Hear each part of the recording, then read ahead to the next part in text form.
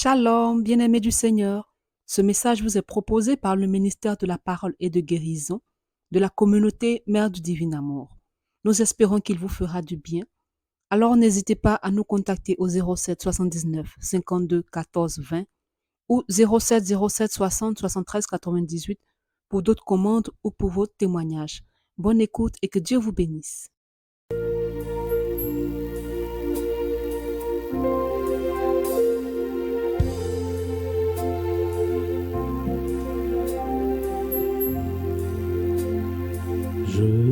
Nous te bénissons, Seigneur, pour ta présence excellente au milieu de nous. Merci pour ce temps de grâce que tu nous accordes. Merci pour ce deuxième rendez-vous de l'espace El Rafa que tu nous donnes. Nous te bénissons pour nos pas que tu as guidés jusqu'en ce lieu. Nous te bénissons pour tout ce que tu désires faire dans nos vies.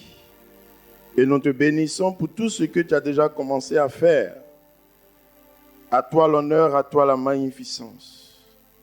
Nous te présentons tous ceux et celles qui nous suivent ou qui vont nous prendre en marche.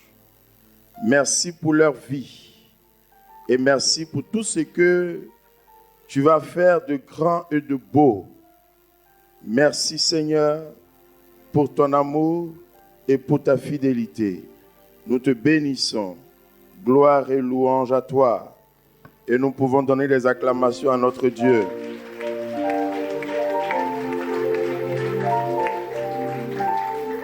Alléluia. Bien-aimés dans le Seigneur, je vous salue tous et toutes.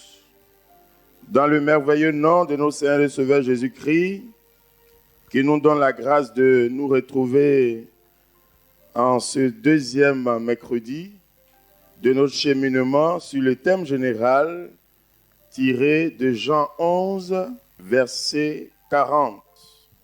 Jésus dit, « Ne t'ai-je pas dit, si tu crois, tu verras la gloire de Dieu. » Pour ceux qui nous prennent en marche, le mercredi dernier, nous avons parlé des conditions à notre restauration.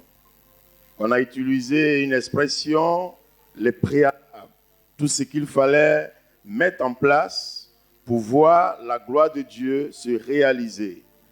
Et en cette deuxième partie, nous allons parler d'un sous-thème aussi important que le premier.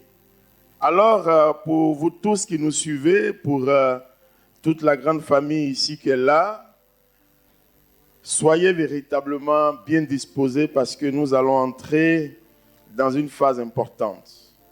Et nous allons parcourir la parole de Dieu. Nous allons revenir dans nos textes de référence et nous allons prendre notre Bible dans l'évangile de Saint Jean, chapitre 11e. Vous savez, bien avant que Jésus dise à Marthe, « Ne t'ai-je pas dit que si tu crois, tu verras la gloire de Dieu », Jésus a eu à prononcer des paroles importantes qu'ensemble nous allons voir. J'ai pu retenir jusqu'à 3 paroles importantes. D'abord, on a constaté que quand Lazare était malade et que Marthe et Marie, les 2 sœurs de Lazare, ont envoyé quelqu'un dire à Jésus que ton ami Lazare est malade, Jésus a prononcé une parole importante. Et la première parole dans Jean 11, verset 4. Et je cite, il dit, « Cette maladie ne mène pas à la mort, elle est pour la gloire de Dieu, afin que le Fils de Dieu soit glorifié par elle. » On peut acclamer cette parole. C'est la première grande parole que Jésus a prononcée alors qu'on lui a annoncé, je pourrais dire malheur. Mais on pourrait aussi dire qu'il a même ironisé pour dire cette maladie ne va pas le mener à la mort, mais c'est pour que par cette maladie le Fils de Dieu soit glorifié. Alors à cette parole forte, qu'est-ce que nous pouvons retenir? Vous voyez, bien-aimés, dans nos vies, nous devons savoir une chose. Il ne peut pas avoir de gloire sans une situation complexe. Il ne peut pas avoir de guérison sans maladie. Il ne peut pas avoir de délivrance sans oppression. Il ne peut pas avoir de libération sans situation confuse. Il faut bien partir de quelque part pour rentrer dans une autre dimension. Et Jésus, en utilisant cette parole, d'abord veut dire qu'il est celui qui était. Avant que toute chose ne fût, il est celui qui était. Il est celui-là même que les prophètes ont annoncé. Il est celui-là même dont la Sainte Écriture a parlé et continue de parler. Mais vous voyez, l'homme peut comprendre ou voir les choses autrement. Mais il veut simplement nous dire qu'il est celui qui était avant toute chose. Donc, en lui, il n'y a pas de circonstances. En lui, il n'y a pas d'événement. En lui, il ne doit pas avoir d'autres considérations. Et certainement que ces envoyés-là étaient totalement dépassés. Ils vont se dire, mais qu'est-ce qui se passe? Qu'est-ce qu'il nous dit? Son ami est malade, il dit, cette maladie ne va pas le mener à la mort, mais personne n'avait compris. Mais le prophète Isaïe avait déjà annoncé dans Isaïe 53, lorsque nous lisons, il dit, par ses saintes maîtrissures, nous sommes guéris. Vous voyez, lorsque nous parcourons dans Isaïe 53, il a dit que par son sacrifice, une multitude serait sauvée. Il est celui dont les gens avaient parlé, les prophètes. Mais quand il dit cela, il nous ramène à croire une seule chose. Il est celui seul capable qui a la possibilité d'appeler à l'existence ce qui n'existe pas. Il est seul et capable de le faire. La première parole. Nous parcourons toujours la Bible. Dans la deuxième parole qu'il a eu à prononcer, avant la parole qui est notre thème, nous allons lire dans Jean 11, verset 11 également. Il a dit cela ensuite. Il dit, notre ami Lazare repose, les dit-il, mais je vais aller le réveiller. Voici la deuxième parole forte que Jésus annonce. Lazare dort, je vais aller le réveiller. La troisième parole forte, toujours dans Jean 11, versets 14 à 15, il dit ouvertement maintenant, alors Jésus l'a dit ouvertement, Lazare est mort et je me réjouis pour vous. Non, Lazare est mort. Lazare est mort et je me réjouis pour vous de n'avoir pas été là-bas afin que vous croyiez. Deuxième et troisième parole forte que Jésus a prononcée. Il dit d'abord, Lazare se repose. Ses disciples ne comprenaient pas et il a dit ouvertement. Ensuite, il est mort. Mais c'était bon pour vous que vous n'étiez pas là-bas afin que vous croyiez. Alors, bien aimés dans le Seigneur, vous savez, nous sommes dans un cheminement et je prends toujours le temps, la peine d'expliquer pour que, arrivé au terme du cheminement, nous puissions saisir quelque chose de grand pour notre équilibre de chrétiens et de chrétiennes. Notre épanouissement de chrétiens et de chrétiennes. Parce que, vous savez, il y a trop de mouvements, trop d'agitation dans nos vies. Et on pourra dire que, comme Paul le dit, quelles que soient les agitations, nous devons rendre grâce à Dieu, car tout concourt au bien de celui qui aime Dieu. Vous voyez, Jésus prononce des paroles fortes. Mais ces paroles fortes ont un sens. Ces paroles fortes, ce sont des langages. D'autres pourraient parler de paraboles, mais quand on revient un peu à ces paraboles, on comprend en réalité qu'il est en train de nous enseigner quelque chose de fondamental pour notre vie. D'abord, la première parole. La deuxième, il dit, Lazare dort. Je vais aller le réveiller. Notre ami repose. je vais aller les réveiller. Il parlait même de sa mort, alors que ses disciples n'avaient pas encore compris. Et dans la troisième parole, il est dit ouvertement. Mais vous voyez, lorsque nous parcourons également Jean le chapitre 11, à partir du verset 25 que je lis dans ma version, il dit ceci: moi, je suis la résurrection. Qui croit en moi, même s'il meurt, vivra. Et quiconque vit et croit en moi ne mourra jamais. Première chose ici, il dit, je suis l'alpha et l'oméga. Je suis le début et la fin de toutes choses. Qui partage ma vie, à ma vie, demeure dans ma vie et marche dans ma vie.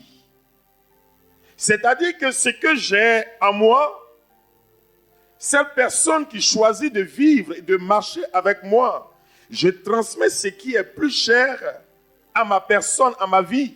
Et cette personne la possède également afin de faire comme moi. Mais avant de faire, la personne comprend et les choses deviennent autres par rapport à notre vision, à notre vue physique, à notre façon de comprendre, à notre façon de voir. Vous voyez, il y a comme une transplantation de la vie du Christ dans notre vie pour que notre vie qui peut nous effrayer, n'est-ce pas, disparaisse pour faire place à une autre vie. Et c'est pourquoi d'ailleurs, nous tous qui avons fait la catéchèse, nous comprenons que la mort du Christ est pour nous, a pour nous un sens. Avec lui, nous sommes morts.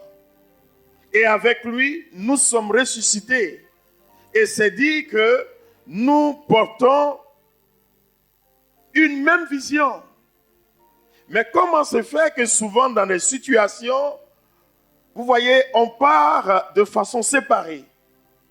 Nous sommes morts avec lui. Avec lui, nous sommes ressuscités pour demeurer avec lui une même personne. Mais c'est ça la réalité. La croix, c'est le sens même de notre vie, de notre foi.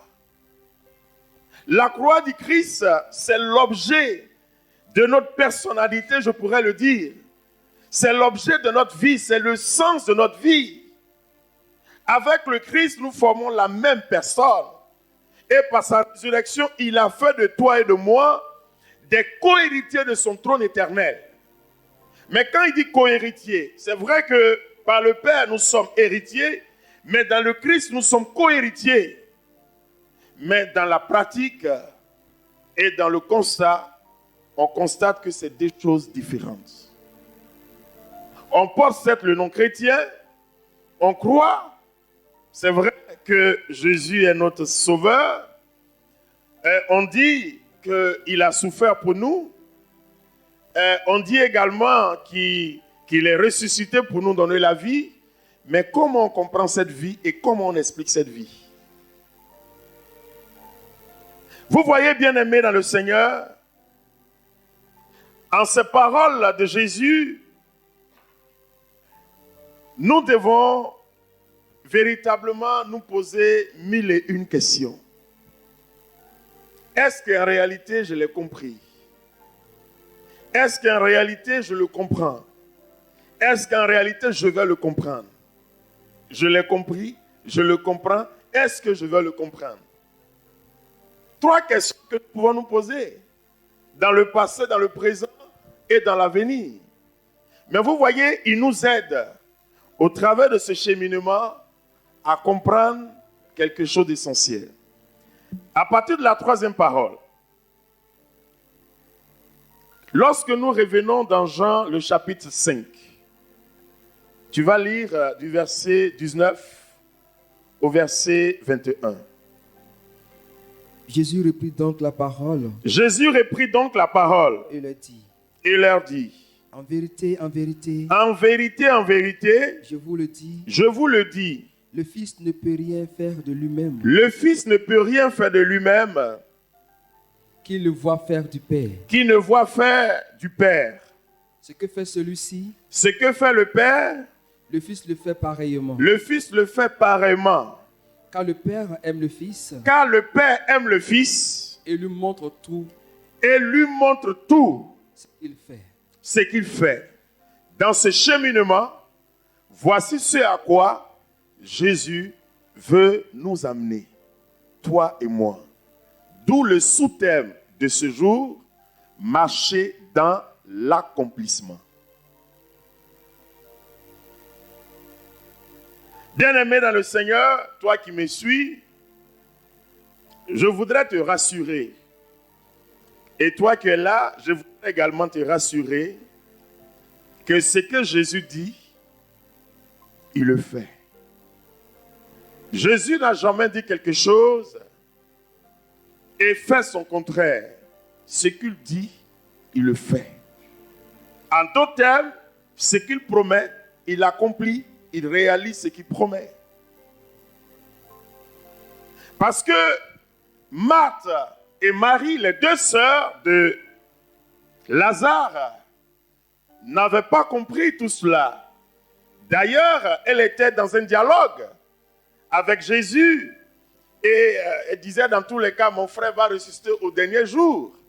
Elle, chez elle, vous voyez, c'était la récitation de la catéchèse. Elle faisait. Jésus dit non, ce n'est pas après, mais c'est maintenant.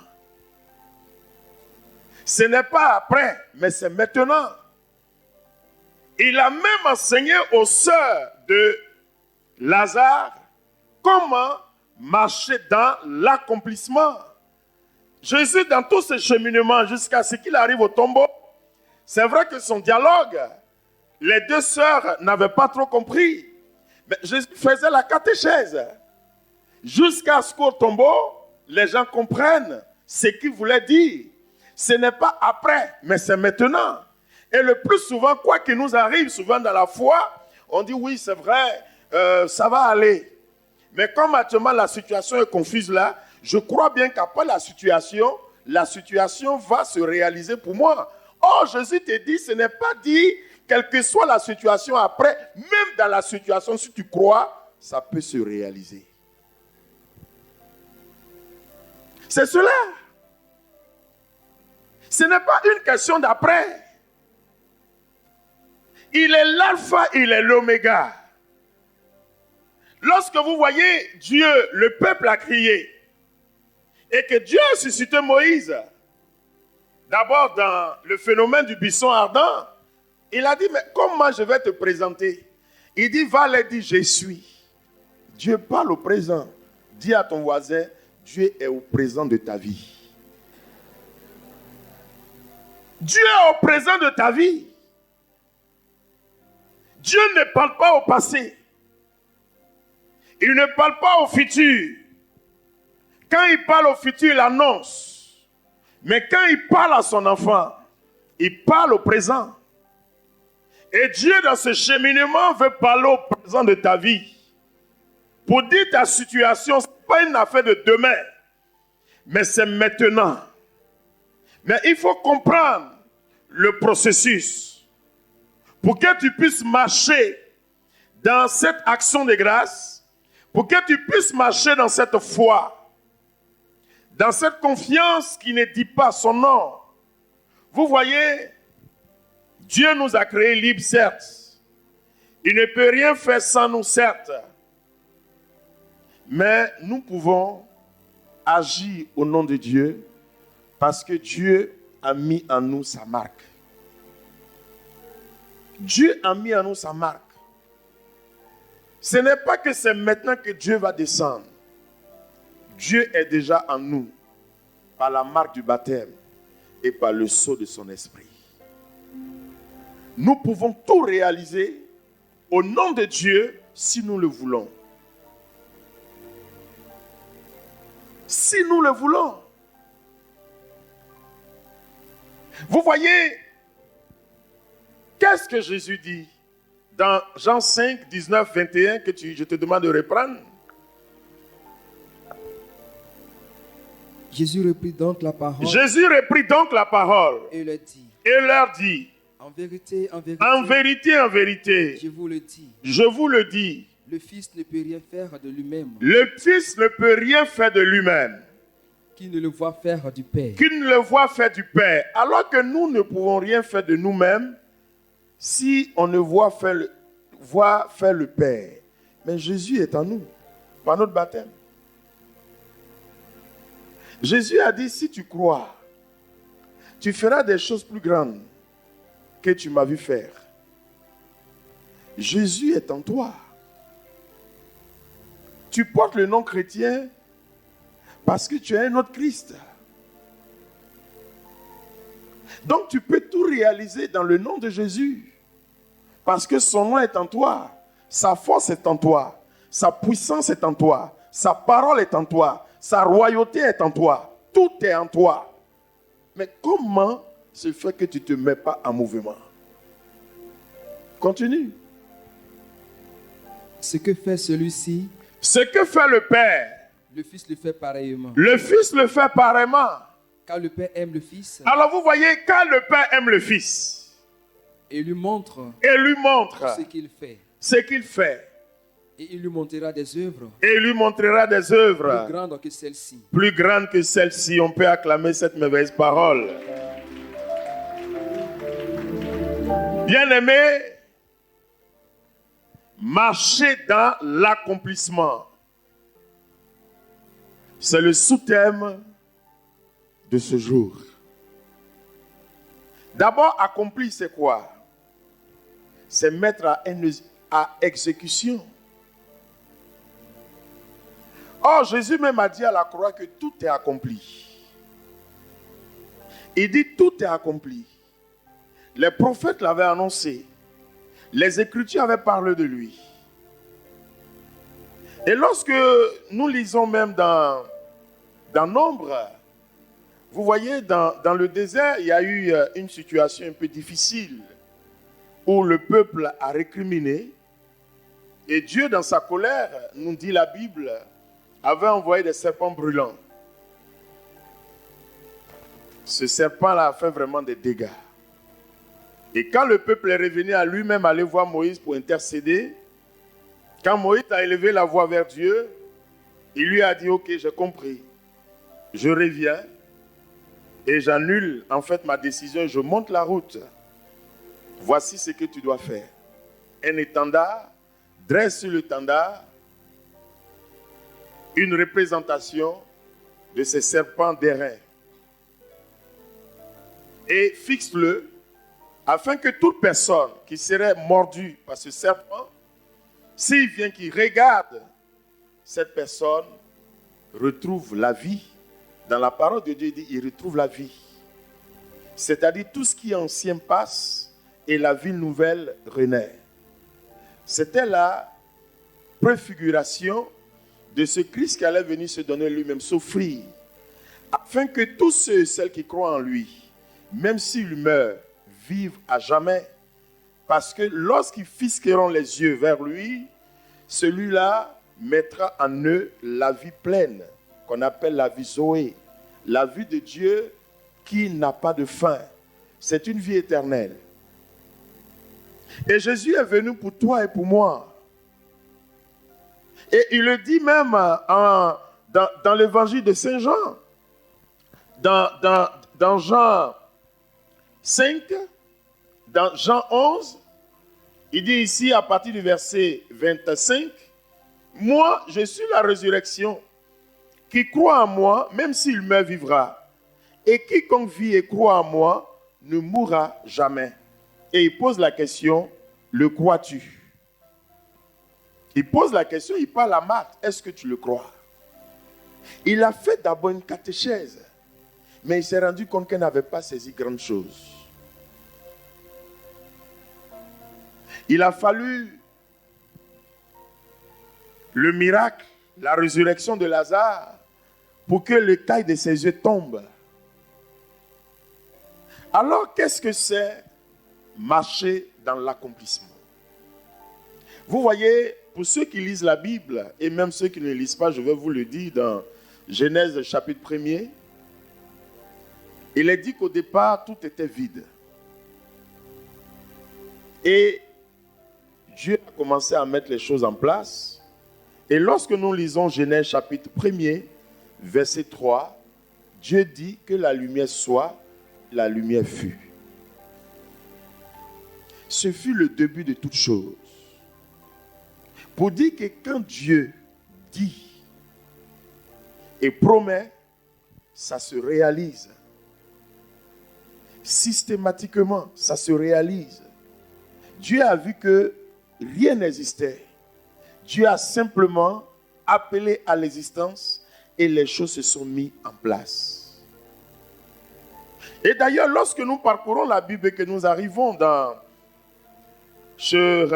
le livre d'Ézéchiel et nous allons lire Ézéchiel 12, versets 26 à 28. La parole de Yahvé me fut adressée La parole de Yahvé me fut adressée en ces thèmes. en ces thèmes. Fils d'homme, Fils d'homme, voici que la maison d'Israël dit. voici que la maison d'Israël dit, c'est-à-dire le peuple de Dieu, nous tous ici réunis, ce qu'on a l'habitude de dire dans nos souffrances, dans nos familles, dans toutes les situations que nous vivons, voici ce que nous avons l'habitude de dire. La vision La vision, de celui-là voit est pour une époque lointaine.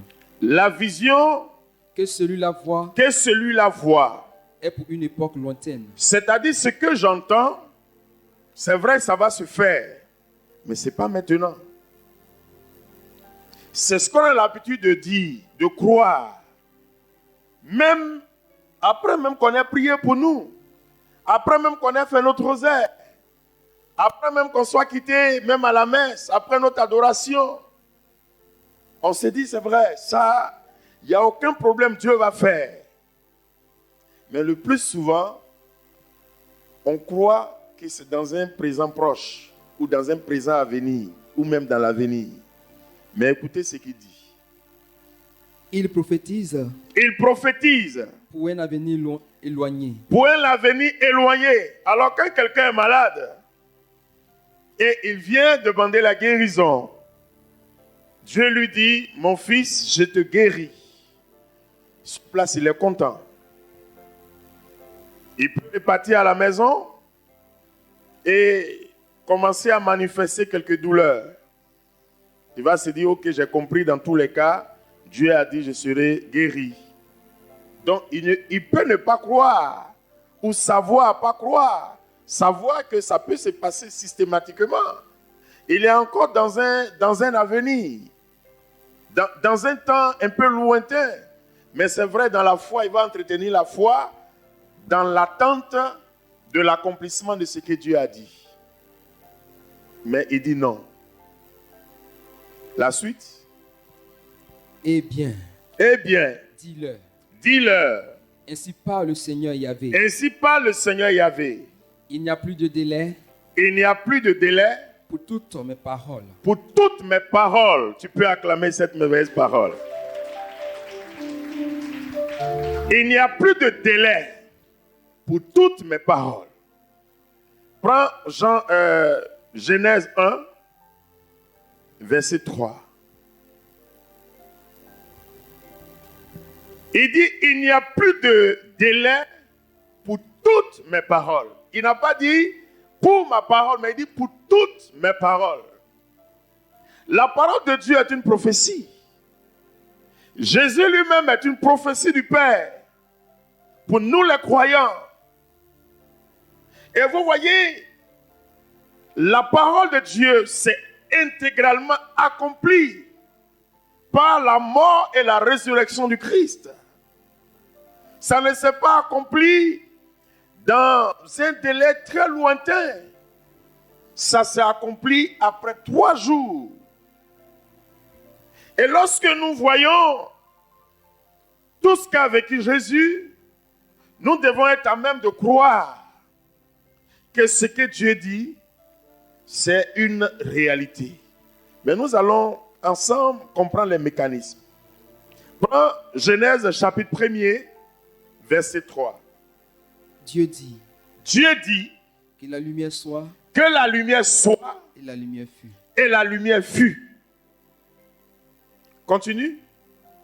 Dieu vit que la lumière était bonne Dieu vit que la lumière était bonne et Dieu sépara la lumière et Dieu sépara la lumière et les ténèbres. et les ténèbres. Dieu dit que la lumière soit, et la lumière fut. Alors vous voyez, quand il dit que mes paroles s'accomplissent sans délai, qu'est-ce que cela veut dire dans notre vie et dans notre histoire, dans ce que nous vivons? Qu'est-ce que cela veut dire? D'abord, en Jean 11, cette parole est accomplie. Moi, je suis la résurrection et la vie. Qui croit à moi, même s'il meurt, vivra. Et quiconque vit et croit à moi, ne mourra jamais. Ça s'est accompli lorsqu'il est arrivé devant le tombeau et il a crié d'une voix forte, Lazare sort. Et Lazare est sorti. Tous ceux qui étaient autour, au départ, ont cru à la réalisation d'une promesse dans l'avenir.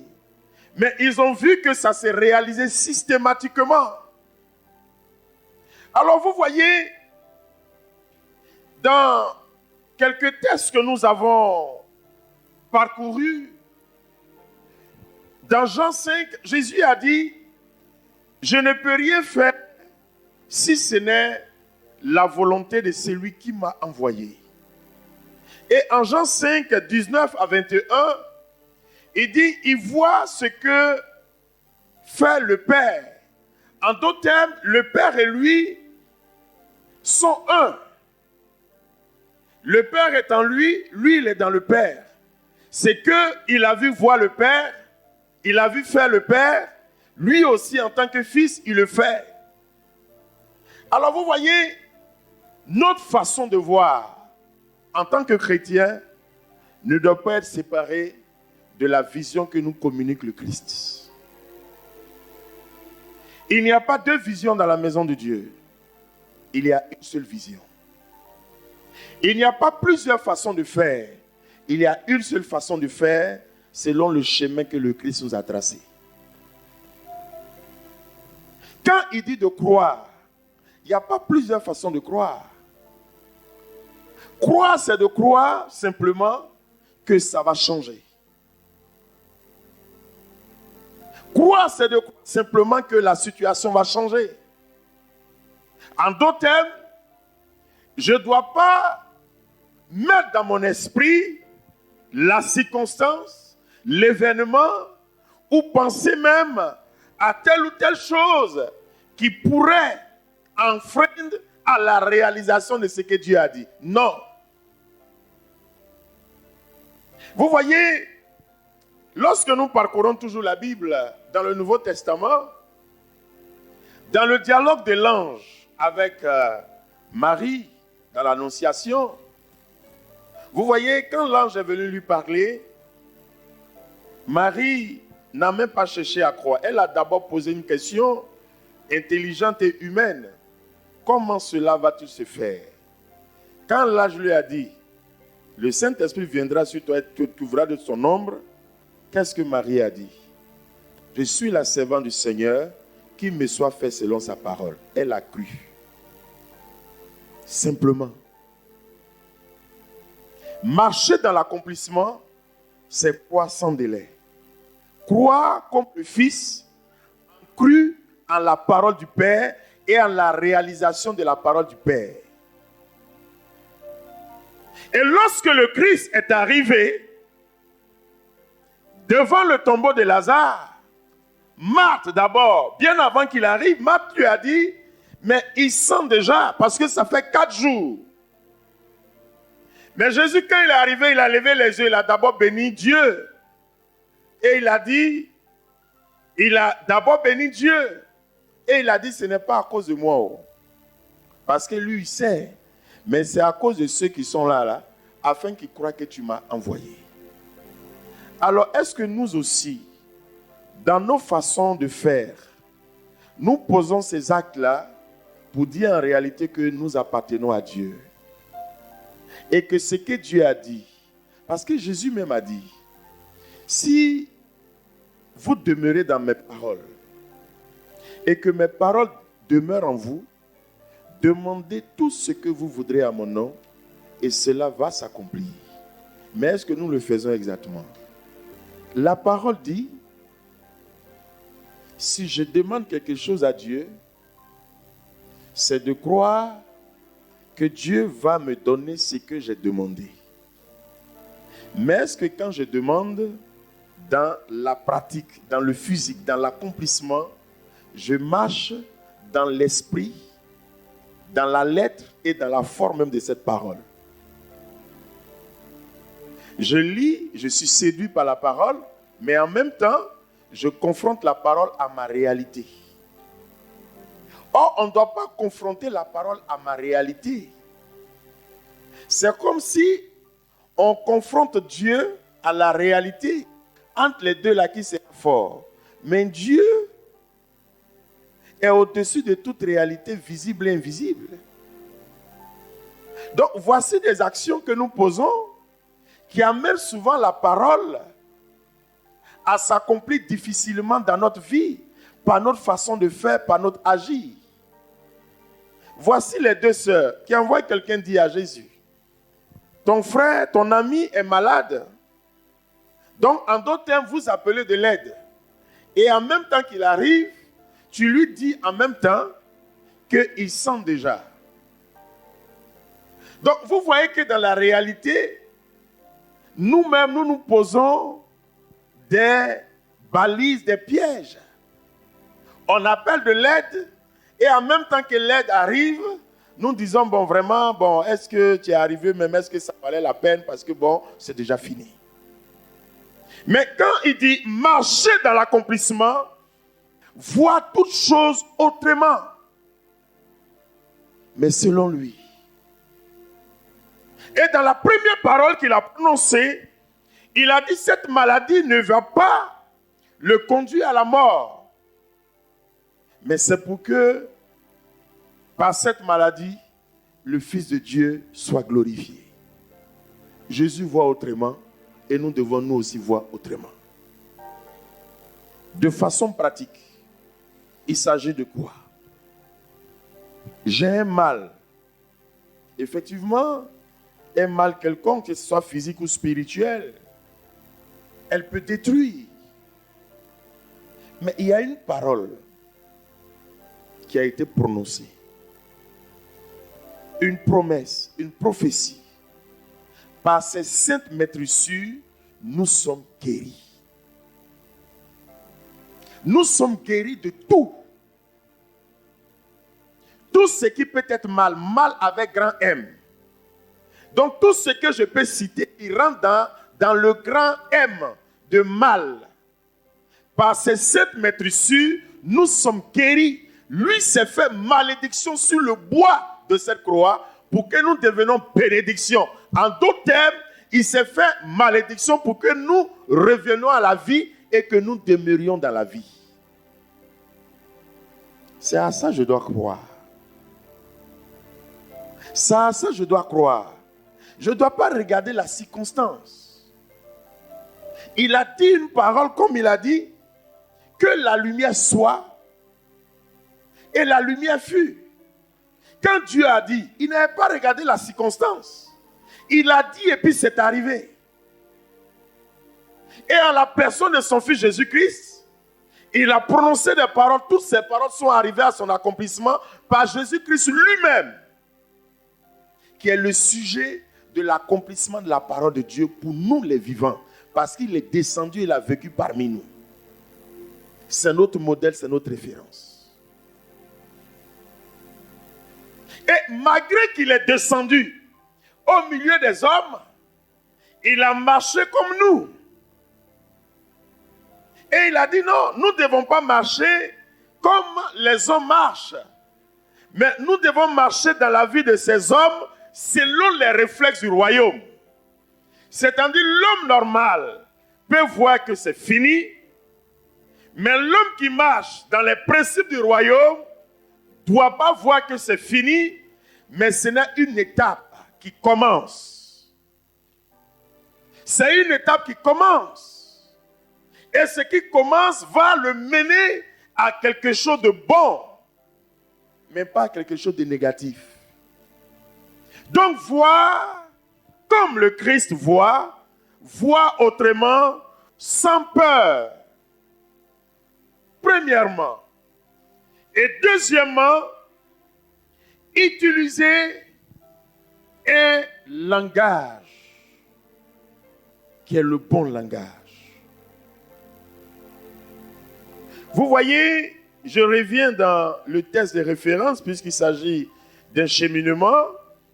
Il faut demeurer donc dans le texte de référence pour mieux comprendre.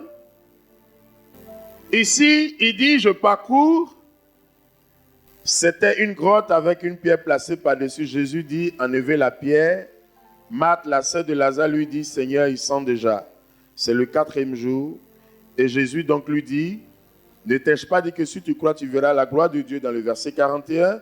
On enleva donc la pierre. Jésus leva les yeux et dit, Père, je te rends grâce de m'avoir écouté.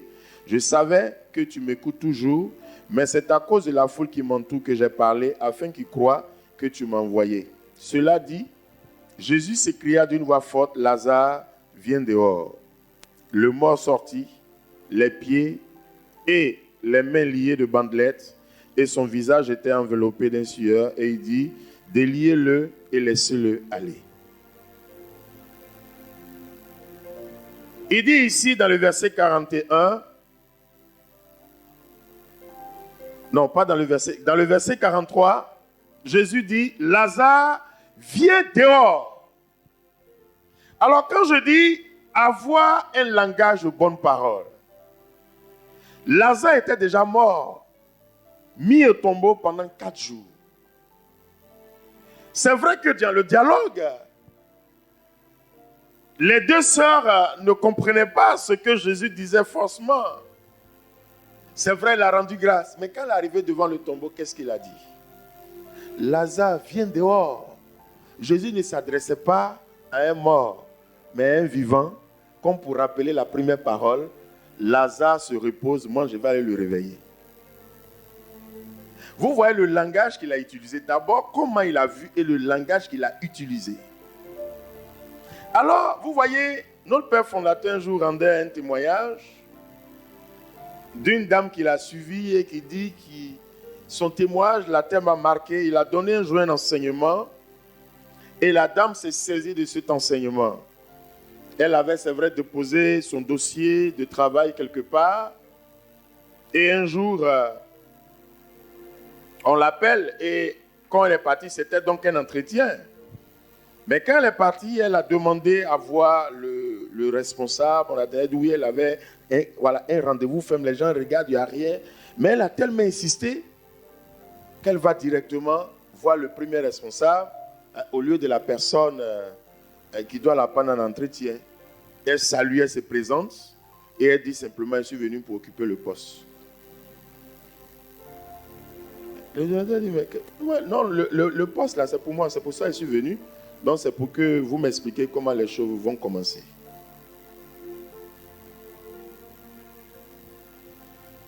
Ce que je vous dis là, c'est une réalité. Hein? C'est une vérité. Il était tellement dépassé qu'il appelle donc le responsable chargé de l'entretien et il dit, bon, entretenez-vous rapidement avec la dame. En temps, il y avait déjà 2 ou 3 personnes qui étaient déjà passées. Et en moins de 5 minutes de conversation, la dame avait déjà le dessus de toutes ces personnes-là. Mais le monsieur lui-même était tellement dépassé qu'il appelle le patron. En douce, il dit, mais effectivement, elle a tout ce qu'il faut. Et le patron a dit, bon, comme c'est une urgence, voilà, rapidement, voilà, engagez-la, signez tous les papiers. Mais cette femme était venue d'abord avec une autre vision. Elle dit, je m'en vais, ce n'est pas pour aller faire un entretien, je vais pour occuper mon poste. Bon, je ne te dis pas de faire ça aussi. Hein. Parce que chacun a sa façon de voir. C'est ça c'est sa foi. Elle dit, je suis venu pour occuper mon poste. Donc, elle n'est pas partie dans un esprit de faire entretien. Elle va aller à la maison, on va attendre. Elle dit, je suis venu occuper le poste. Elle a commencé par là-haut, elle est descendue. Donc, vous voyez même, ces genres d'action, même spirituellement, ça joue. Hein? Pour dire simplement que quand tu traverses une situation, la situation, elle est là. Mais c'est ta façon de voir et c'est ton langage qui vont déterminer l'efficacité de cette situation. Ta façon de voir et ton langage vont déterminer si cette situation-là, elle est bonne ou elle est mauvaise, si elle peut exister ou si elle peut disparaître. Ta façon de voir et ton langage. En d'autres termes, tu as un mal dans la poitrine, ça te fait physiquement mal et tu dois aller à l'hôpital. Et en même temps que tu dois aller à l'hôpital, tu te dis, mais apparemment, c'est les symptômes d'un grand mal. Donc ça, vraiment, c'est déjà compliqué. Tu te vois déjà, toi-même, déjà dans une défaite, avant même d'aller consulter le médecin. Et le langage même qui suit est un langage qui n'est pas fait pour arranger les choses. Alors, qu'est-ce qui peut se passer à l'arrivée à l'hôpital? On va t'annoncer, après diagnostic, t'es mal. Et tu te diras au fond de toi que tu as eu raison. Et c'est après maintenant tu vas venir te mettre en genoux pour prier. C'est vrai que Dieu est souverain. Il va entendre ta prière. Il va le faire. Il n'y a aucun problème parce que quand tu pries, Dieu entend. Mais dans la première action, j'ai le mal. Ce n'est rien. Ce mal ne pourra rien. Ce mal ne pourra pas me détruire. Parce que je crois et je confirme et je confesse que la parole dit que par ces saintes maîtrisures, je suis guéri. Donc au nom de Jésus-Christ, je proclame la guérison de ce mal. Et puis je vais à l'hôpital. Je fais effectivement les tests. On me dit il n'y a rien. Parce que mon action m'a précédé. C'est deux réalités différentes. C'est deux choses différentes. Je vais à un examen. C'est vrai que pour aller à un examen, il faut étudier. J'ai étudié, mais je n'ai pas étudié comme il faut. Et je me dis, bon, je vais à l'examen parce que je suis déjà inscrit, sinon je ne suis pas sûr d'être reçu. Et tu vas t'asseoir à l'examen. Et puis après, tu viens, quand les résultats sortent, tu te poses vraiment des questions. Alors tu oublies comment tu as vu l'examen et tu oublies ce que tu as confessé de ta bouche. Alors, ce que je veux dire, la foi, c'est la confiance absolue. Ma façon de voir la situation et mon langage qui suit doit déterminer ce qui est à l'intérieur de moi. Les deux choses vont ensemble. Les deux choses vont ensemble. Vous voyez, les deux choses vont ensemble. Et quand il dit que la parole, mes paroles, s'accomplissent sans délai, il nous appelle à croire fermement en cette parole ou en ces paroles. Parce que la parole même, c'est Dieu. C'est la prophétie. Une prophétie, lorsqu'elle est annoncée, elle s'accomplit, peu importe la circonstance. Parce que c'est Dieu qui a dit. Je ne dois pas me dire qu'il y a la guerre. Je ne dois pas me dire qu'il y a coupé d'électricité. Je ne dois pas me dire qu'il y a coupé d'eau. Je ne dois pas me dire qu'il y a trop de licenciements. Je ne dois pas regarder tout cela. Dieu a parlé sur ma vie. C'est vrai que j'ai le bon sens. Mais je dois demeurer dans ce que Dieu a dit jusqu'à ce que cela se réalise. Mais je ne dois pas en même temps confesser la parole, faire semblant de croire et confronter cela à la réalité. J'ai toujours dit que la réalité, ce n'est pas la vérité. Troisièmement, pour finir, agir dans le sens d'une personne qui est totalement transformée et renouvelée. Quand je dis une personne qui est transformée et renouvelée, je dois toujours rester sans crainte, sans frayeur, sans peur. Or, combien de fois nous-mêmes nous laissons les choses nous échapper. Quand je dis que je suis réellement renouvelé, je dois savoir qu'à mon baptême, j'ai une onction royale. Je suis prêtre, je suis prophète, je suis roi. Et mon baptême a une grande valeur devant toute situation. Comment je mets en valeur mon baptême? En d'autres termes, comment je me mets en valeur en tant que fils ou fille de Dieu? Comment je me mets en valeur? Sur le plan physique et même sur le plan spirituel. Comment je me mets en valeur? Vous voyez, pour comprendre un peu cette troisième partie, cette troisième clé, agir dans le sens d'une personne transformée, renouvelée, je vais prendre un exemple un peu banal. Le fils d'un riche et le fils d'un très pauvre. Vous voyez, c'est deux aspects, deux situations assez différentes. Le pauvre, quand ça chauffe, il se pose beaucoup de questions. Le riche, quand ça chauffe, il ne se soucie pas. Parce qu'il a tout à sa disposition. Même si on dit à la guerre, il s'est dit que par ses parents, il a tout ce qu'il faut pour pouvoir sortir de cette situation. On peut l'extrader, on peut l'enlever, on peut le sauver, il est gardé, il est en sécurité. Donc il n'a pas peur. Quelle que soit la situation, il n'a pas peur. Parce qu'il s'est dit que mon statut là me confère certaines prérogatives, certaines choses qui ne doivent pas m'amener à me frayer, à me comporter comme une personne qui est sans confiance. Même quand il dort, il a une sécurité. Quand il doit sortir, il y a un chauffeur, il y a quelqu'un qui l'accompagne.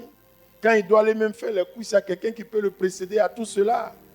Deux tableaux. Mais en fait, dans l'autre sens, une personne transformée, renouvelée, c'est une personne qui a reçu le Christ. Si réellement j'ai reçu le Christ, pourquoi donc avoir peur de telle ou telle situation? Pourquoi donc avoir peur?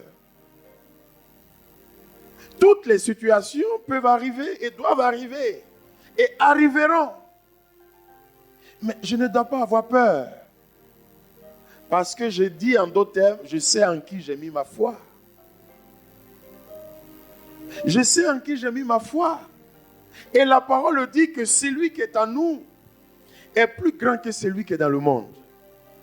Alors, si cette parole est vérifiée, je dois maintenant, par mon agir, manifester cette parole. Et c'est dans mon agir, on voit que je suis transformé et je suis renouvelé. C'est dans mon agir. Hein? Et c'est face à une situation qu'on voit en réalité qui est renouvelé, qui est transformé, qui a Jésus et qui ne l'a pas. Qui l'a en réalité, en esprit et en vérité. Alors, bien-aimés dans le Seigneur, marcher dans l'accomplissement, c'est croire que la prophétie d'abord de Dieu le Père s'est réalisée. Jésus-Christ de Nazareth, premièrement. Deuxièmement, notre prophétie à nous. Parce que Jésus est le premier-né d'entre les vivants. En d'autres termes, c'est notre aîné. Il est venu inaugurer tout ce que Dieu a dit qu'il ferait de nous et sur nous. Il est venu, il a inauguré ça. Toutes les routes là, qui nous demandent de prendre, il a inauguré. Toutes les difficultés annoncées, il est venu, il est rentré dans les difficultés, il les a inaugurées. Même la mort, il a inauguré la mort, il a tout anéanti pour que nous, notre marche soit sans peine, sans labeur, sans pleurs, sans crainte. Voici les deux grands éléments. Si j'ai compris cela, quand je me réveille tous les matins, je loue Dieu. Je le bénis pour tout ce qu'il m'a donné de voir. Je le bénis pour tout ce qu'il me donnera de posséder. Je rentre le soir, je le bénis. Je lui confie ma nuit, je dors tranquillement. Je me réveille, je le bénis. Ma vie est dans une action de grâce permanente. Parce que ce que Dieu a dit, c'est pour moi. Je marche dans l'accomplissement. Je ne suis pas dans les suppositions. Non. Quand Dieu a dit que la lumière soit, la lumière est venue. Il n'y avait même pas condition, il n'y a même pas... Ça dit, on ne suppose pas. Je suppose que ça va se faire ainsi. Je suppose ce n'est pas croire. Je suppose ce n'est pas croire. Mais je crois comme Marie. Je suis la servante du Seigneur, qu'il me soit fait selon sa parole. Parce que si la prophétie de Dieu est venue jusqu'à moi, c'est Dieu qui est venu jusqu'à moi. Pourquoi donc douter de la présence de Dieu? C'est cela. Tu travailles. Crois que Dieu est dans ce travail. C'est vrai que dans le travail, il y a des turbulences. Mais crois que Dieu est avec toi dans la barque. Et s'il est avec toi dans la barque, cette barque-là ne va jamais se renverser. Crois que Dieu est dans cette barque. La tempête peut se lever, mais crois que Jésus est dans la barque avec toi. Il veut simplement que tu crois qu'il est avec toi et que tu saches que sa présence simplement va renverser cette tempête. Vous voyez, bien-aimés, dans le Seigneur, nous devons, dans ces temps qui courent, demeurer dans une sérénité qui ne dit pas son nom. Dans tous les domaines et aspects de nos vies, nous devons demeurer dans une sérénité. Et la sérénité montre en réalité que tu es né de Dieu. Et comme tu es né de Dieu, la parole de Dieu est en toi. Et la parole de Dieu se fera chair en toi. Crois simplement que la parole de Dieu se fera chair. C'est vrai que tu souffres. Tu traverses des moments difficiles. Mais crois qu'il fallait ces situations, il faut ces situations pour que la parole de Dieu se réalise.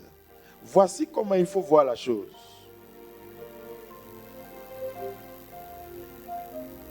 Tu es en train de chercher le travail. Mais s'il n'y a pas d'abord chômage, comment il peut y avoir recrutement? Pour avoir guérison, il faut qu'il y ait maladie. Pour avoir mariage, il faut qu'il y ait d'abord célibat. Mais crois que ce sont les étapes.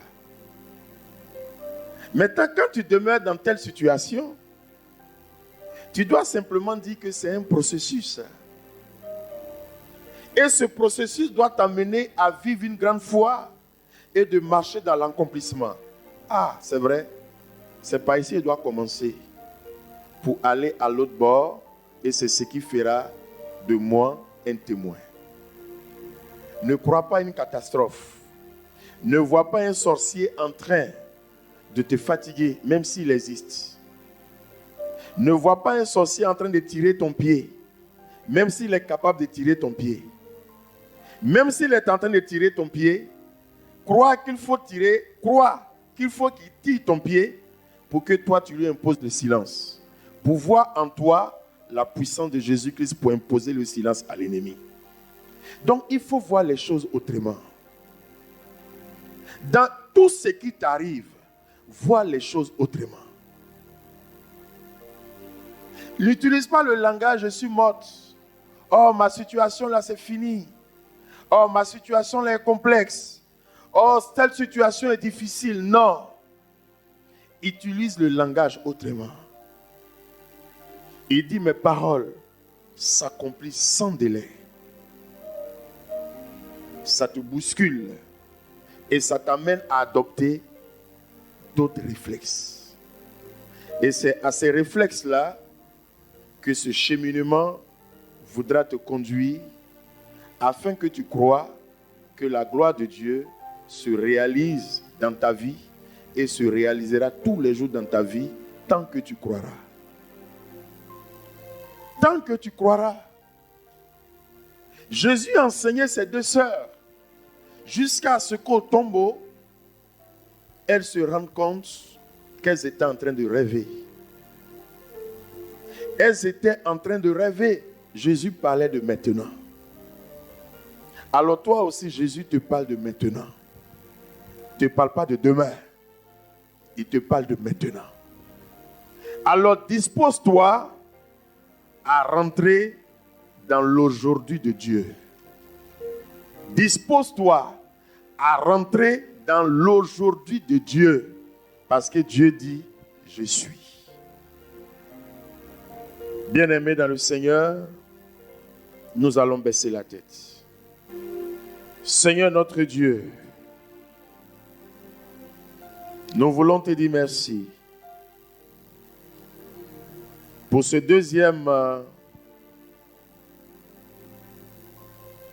le deuxième jour de notre cheminement. Te dire merci pour tout ce que tu nous as donné d'entendre. Te dire merci pour tout ce que tu nous demandes d'être et de faire. Te dire merci surtout pour ton amour sur nos vies et sur nos personnes. Te dire merci de ce que tu nous aimes tant et que tu ne veux pas nous voir désespérés. Tu veux nous voir être renouvelés dans ta parole et pour ta parole. Nous voulons, Seigneur, te dire merci. Et nous offrir entièrement à toi. Afin que ta présence qui fait du bien nous renouvelle. De la tête jusqu'à la plante de nos pieds. Dans tous les domaines et aspects de nos vies. Et que ta main puissante soit toujours agissante dans nos vies. Tu es venu par ces récits de la résurrection de Lazare. Comme tu as parlé à Marthe et à Marie, t'adresser à nous de façon particulière.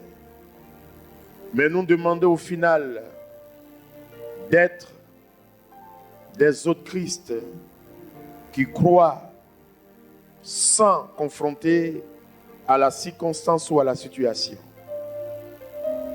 En ce soir, nous voulons prendre l'engagement de notre propre volonté d'être dans ce boulevard que tu nous as tracé, de croire que c'est toi qui nous as tracé ce chemin et que c'est pour nous que tu as tracé ce chemin. Croire que ce que tu as fait, c'est pour nous, afin qu'en voyant ce que tu as fait, nous puissions marcher non seulement dans l'action de grâce, mais dans une confiance inébranlable tous les jours de notre vie, durant notre pèlerinage sur la terre.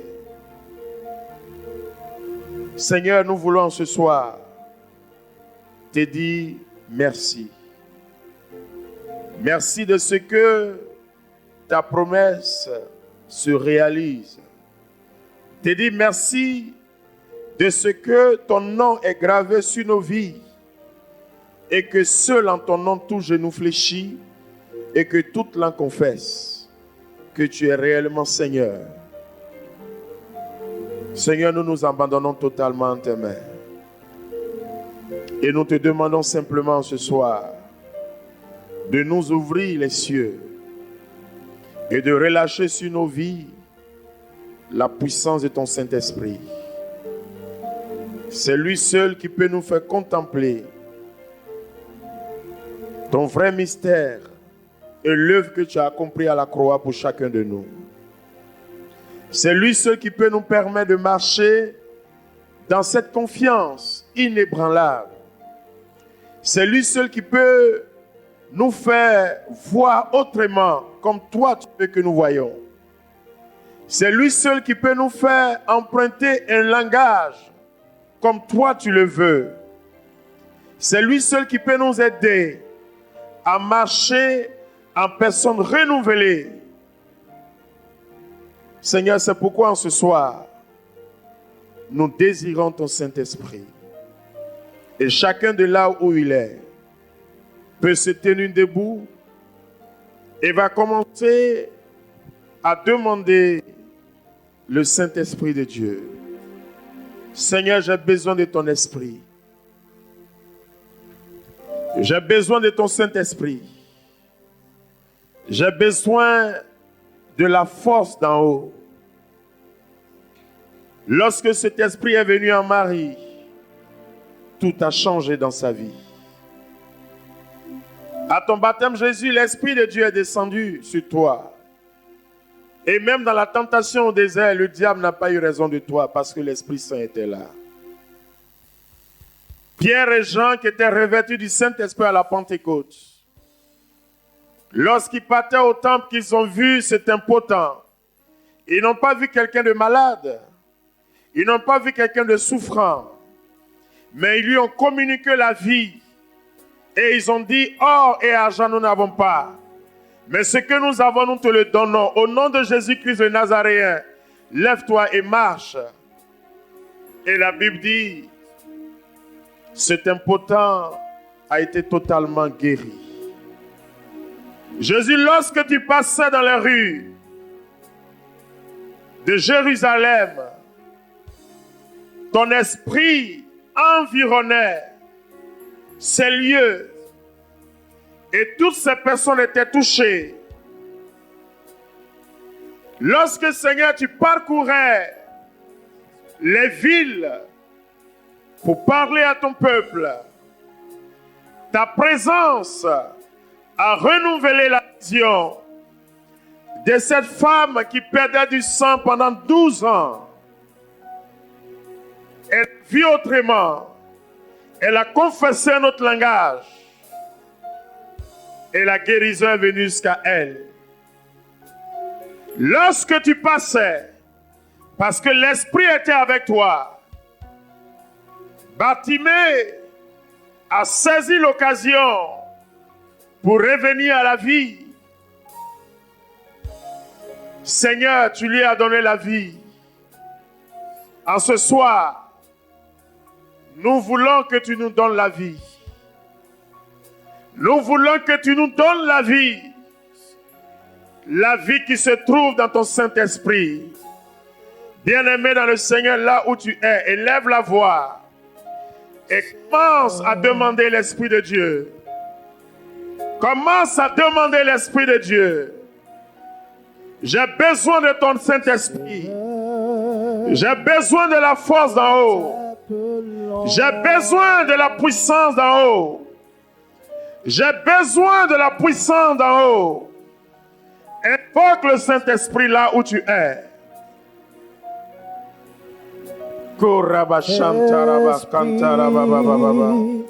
De Dieu vient,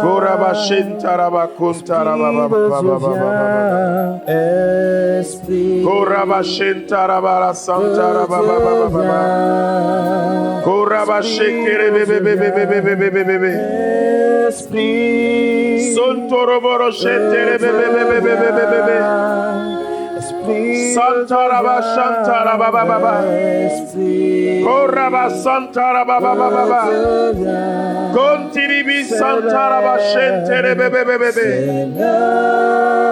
Santaraba Kantaraba Kontoro Bobo. Toi qui es malade, invoque le Saint-Esprit.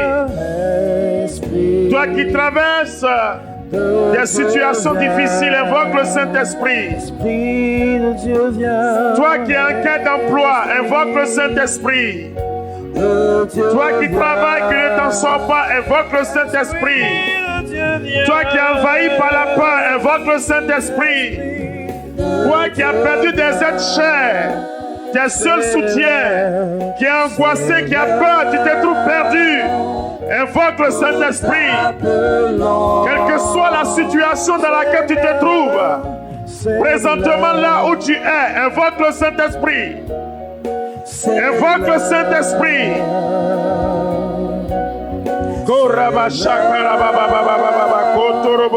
Nous t'appelons.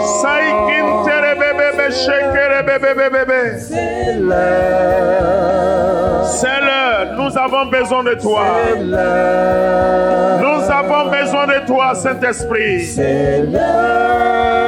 Nous t'appelons.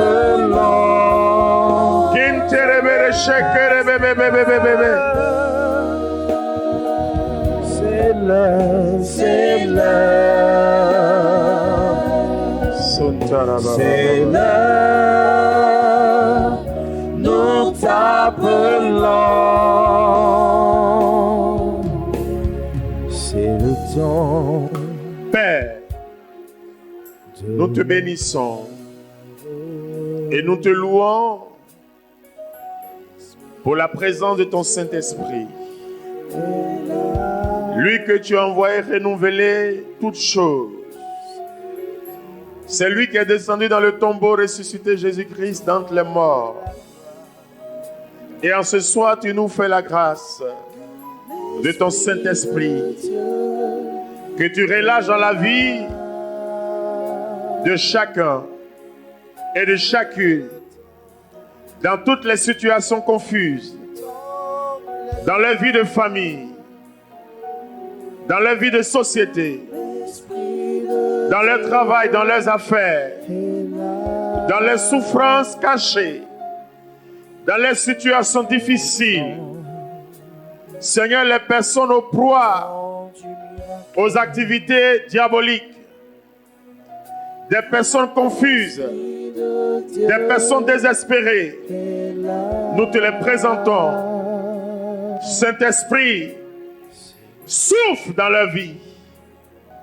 Souffle dans leur vie, afin que tout ce qui est bouché soit totalement débouché, afin que tout ce qui est lié soit totalement délié, que tout ce qui est bloqué soit totalement débloqué, que tout ce qui a été enterré soit totalement exhumé, que tout ce qui est éteint, le feu soit rallumé, que tout ce qui est asséché soit maintenant arrosé par ta présence. Étanche les soifs, étanche les soifs et ramène à la vie ce qui est mort. Ramène à la vie ce qui est mort. Redresse ce qui est courbé. Relève ce qui est couché et manifeste la puissance du nom de Jésus-Christ dans la vie de tous et de chacun. Élève la voix et commence maintenant à demander. Élève simplement la voix et commence à demander. En 2 minutes simplement. Et nous terminons. Élève la voix là où tu es et parle simplement à l'Esprit de Dieu. Parle simplement à l'Esprit de Dieu. Tu connais ta vie. Tu connais ta vie. Parle-lui simplement. Que veux-tu qu'il fasse pour toi de façon concrète? Parle-lui en une parole pour toi. Pour ces personnes qui te sont chères, dis-lui simplement une parole. Dis-lui simplement une parole. Vous voyez cette femme qui perdait du sang pendant 12 ans. Elle a dit une seule parole. Lorsqu'elle a décidé de s'approcher, si je puis toucher simplement une frange de son vêtement, je serai guéri. Bartimée a dit une seule parole. Fils de David, aie pitié de moi.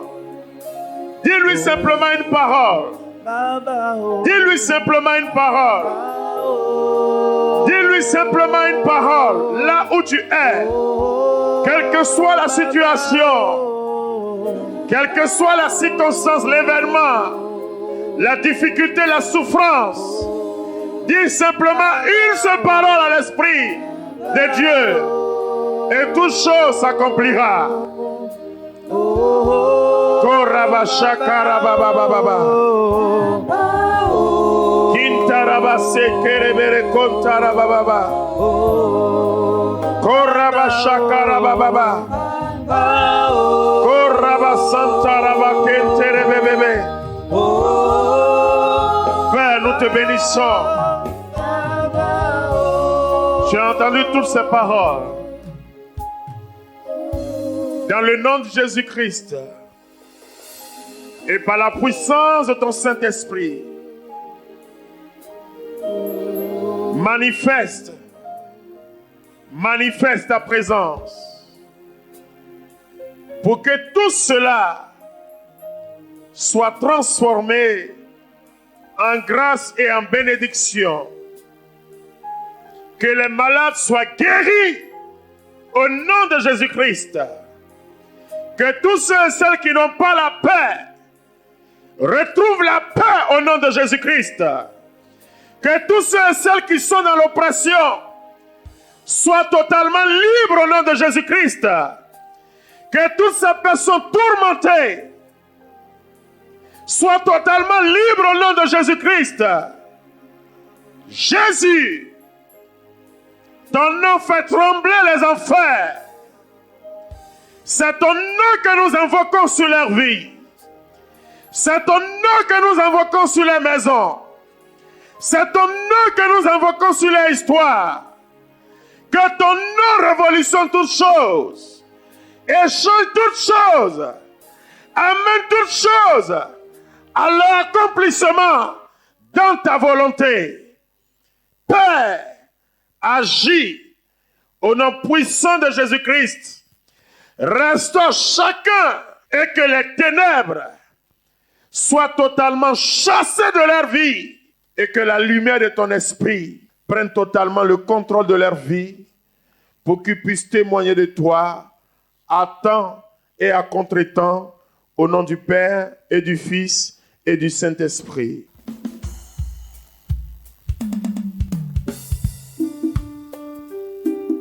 Ça me l'accomplit, ce que sa bouche a dit, ça me l'accomplit, ce que sa bouche a dit, ça me l'accomplit, ce que sa bouche a dit, ça me l'accomplit, ce que sa bouche a dit, ça me l'accomplit. Shalom, bien-aimés du Seigneur. Ce message vous est proposé par le ministère de la Parole et de Guérison de la communauté Mère du Divin Amour. Nous espérons qu'il vous fera du bien. Alors n'hésitez pas à nous contacter au 07 79 52 14 20 ou 07 07 60 73 98 pour d'autres commandes ou pour votre témoignage. Bonne écoute et que Dieu vous bénisse.